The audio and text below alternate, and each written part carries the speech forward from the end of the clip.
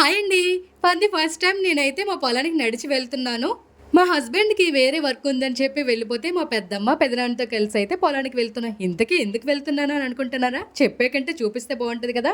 So, wait చేస్తూ ఉండండి, చూపిస్తాను. మొత్తానికి మన పొలం దగ్గరికైతే వచ్చేసాం. ఈరోజు మా ఊర్లో లక్షవారాలు.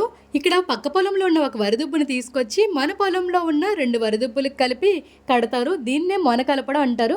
ఒక దారం తీసుకొని, వైట్ దారం, దానికి పసుపు రాసి, ఈ 3 వరిదుబ్బులు కలిపి కట్టడాన్నే మొన కలపడం అంటారు.